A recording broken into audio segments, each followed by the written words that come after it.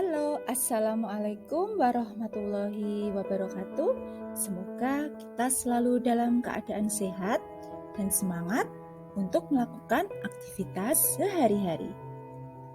Untuk kali ini, video yang akan saya tampilkan adalah mengenai praktikum fotosintesis dalam rangka pembuktian bahwa fotosintesis itu menghasilkan karbohidrat atau nama lainnya adalah amilum. Terlebih dahulu, perkenalkan nama saya Tatih Meda Prahartiningrum, mahasiswa Magister Pendidikan Dasar Universitas PGRI Ronggolawe Tuban dengan NPM 11212200001. Video kali ini adalah untuk memenuhi tugas ujian akhir semester Gasal tahun pelajaran 2022-2023 mata kuliah Kajian IPA Pendidikan Dasar dengan dosen pembimbing Ibu Heni Sulistianingrum, MPD. Tentunya sering kita mendengar tentang fotosintesis. Apa sih sebenarnya fotosintesis? Ya, fotosintesis adalah proses pembuatan makanan yang dilakukan oleh tumbuhan hijau dengan memanfaatkan bantuan cahaya matahari. Perlu kalian ketahui bahwa dalam proses fotosintesis itu membutuhkan diantaranya adalah yang pertama, cahaya matahari. Cahaya matahari bertugas untuk menyempurnakan proses fotosintesis. Yang kedua adalah klorofil. Klorofil atau nama lainnya zat hijau daun pada tumbuhan menyebabkan daun pada tumbuhan itu berwarna hijau. Sedangkan ketiga adalah karbon dioksida atau CO2, di mana gas karbon dioksida berasal dari gas yang dihembuskan manusia dan hewan saat bernafas. Karbon dioksida juga berasal dari pembakaran kendaraan bermotor, aktivitas pabrik, dan sebagainya. Kemudian, yang keempat adalah air. Air yang diperoleh tumbuhan berasal dari tanah. Air akan diserap oleh akar, kemudian ke batang, dan dialirkan ke seluruh tubuh tumbuhan, termasuk ke daun. Ayo, siapa yang sering bertanya-tanya? Bagaimana ya proses fotosintesis itu berlangsung pada tumbuhan? Yuk, ikuti video ini sampai selesai. Jangan lupa like dan subscribe. Kalian pasti tahu, salah satu bagian dari tubuh tumbuhan yaitu akar. Coba perhatikan gambar tersebut. Mula-mula, akar menyerap air atau H2O yang diperlukan tanaman untuk proses fotosintesis.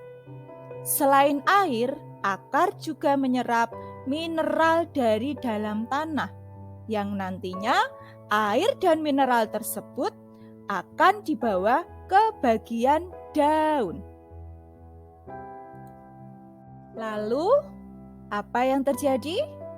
Air yang tersimpan di dalam tanah akan diserap oleh akar dan disalurkan oleh batang menuju ke daun. Tentunya kalian pasti tahu, pada daun itu memiliki bagian bernama stomata, di mana letak dari stomata itu sendiri ada di bagian bawah permukaan daun. Coba sekali lagi amati gambar yang ada dalam video. Disitulah stomata berada pada daun. Banyak pertanyaan yang sering muncul di benak kita. Mengapa ya daun itu berwarna hijau? Nah, betul sekali. Pada daun terdapat klorofil atau zat hijau daun yang berfungsi untuk menyerap cahaya matahari pada saat terjadi proses fotosintesis. Kemudian, sementara itu, udara-udara yang ada di sekitar kita yang mengandung karbon dioksida atau CO2 masuk ke dalam daun dan kemudian menyebar di antara sel-sel yang ada pada daun tersebut. Lalu, apa yang terjadi pada daun? Selanjutnya, pada daun akan terjadi proses kimia yang menghasilkan gula atau glukosa dan oksigen. Coba kita ingat kembali, proses fotosintesis tadi membutuhkan bahan apa saja ya? Ada karbohidrat dan air dengan bantuan cahaya matahari sebagai energi utama serta klorofil atau zat hijau daun menghasilkan gula atau glukosa dan oksigen yang sangat bermanfaat dalam kehidupan kita sehari-hari. Lalu hasil dari fotosintesis berupa oksigen dan glukosa kira-kira berfungsi sebagai apa ya? Fungsi dari oksigen itu sendiri adalah untuk bernafas makhluk hidup di sekitarnya. Sedangkan fungsi dari glukosa itu sendiri membentuk cadangan makanan. Glukosa diubah menjadi pati, kemudian disimpan dalam berbagai sel sebagai cadangan makanan. Setelah ini akan saya tampilkan di mana saja tumbuhan menyimpan cadangan makanan. Siapa yang penasaran? Ikuti video selanjutnya. Oke, yang pertama, tumbuhan menyimpan cadangan makanannya pada biji. Kira-kira tanaman apa ya yang menyimpan cadangan makanannya pada biji? Iya, bagus sekali. Ada kacang tanah, ada kacang kapri, dan ada kedelai. Dan ada juga tanaman-tanaman lain yang menyimpan cadangan makanan pada biji.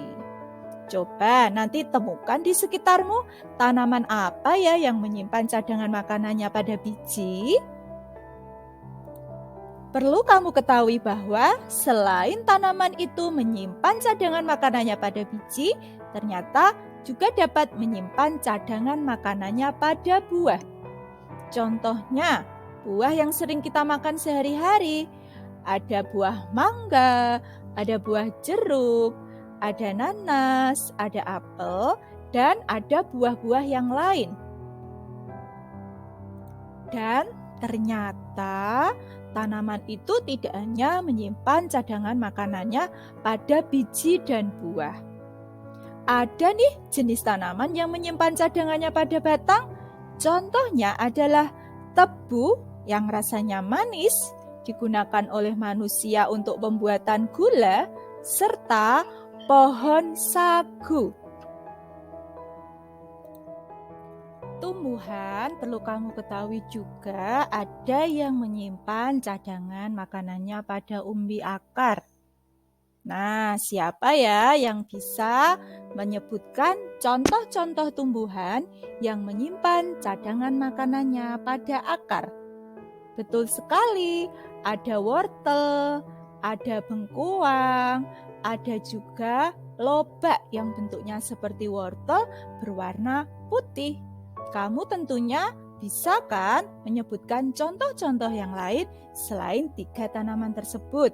Coba temukan dalam kehidupan sehari-hari. Ada juga ternyata tanaman yang menyimpan cadangan makanannya pada umbi batang. Apa ya contohnya? Tanaman yang menyimpan cadangannya pada umbi batang, misalkan ada tanaman kentang, ada tanaman ubi jalar, dan ada tanaman yaitu obat-obatan. Contohnya adalah tanaman kunyit yang berwarna kuning. Hai, ternyata ada juga tanaman yang menyimpan cadangan makanannya pada daun. Contohnya adalah ada tanaman bayam, ada juga tanaman kangkung, dan tanaman sawi, serta banyak sekali jenis tanaman yang menyimpan cadangan makanannya pada daun selain bayam, selain kangkung, dan selain sayur sawi. Asal kalian tahu, ternyata ada juga tanaman yang menyimpan cadangan makanannya pada bunga, yaitu ada bunga kol, ada brokoli, ada juga bunga turi. Temukan ya tanaman lain selain 3 tanaman itu yang menyimpan cadangan makanannya pada bunga. Bagaimana ya langkah dari kerja praktikum uji karbohidrat atau amilum pada proses fotosintesis? Agar kalian tidak penasaran bagaimana langkah kerjanya, yuk kita simak videonya sampai selesai. Adapun tujuan dari praktikum uji karbohidrat sebagai hasil dari fotosintesis, yang pertama adalah membuktikan bahwa proses fotosintesis menghasilkan karbohidrat atau amilum. Yang kedua, membuktikan bahwa dalam proses fotosintesis itu membutuhkan cahaya matahari.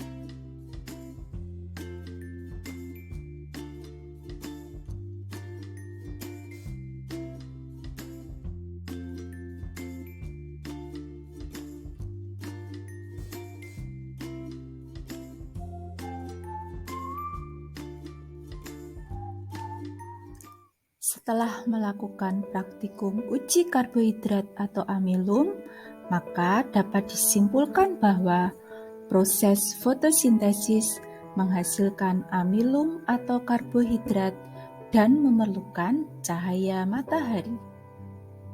Hal ini dapat dibuktikan dari hasil praktikum bahwa daun yang tertutup aluminium foil warnanya lebih pucat atau terang setelah ditetesi cairan lugol, dikarenakan tidak terdapat karbohidrat.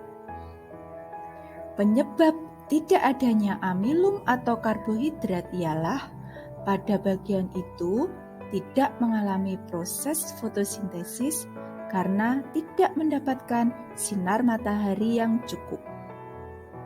Oleh sebab itu, dapat disimpulkan bahwa praktikum ini membuktikan proses fotosintesis menghasilkan karbohidrat dan membutuhkan cahaya matahari. Terima kasih banyak. Tunggu video selanjutnya ya. Wassalamualaikum warahmatullahi wabarakatuh.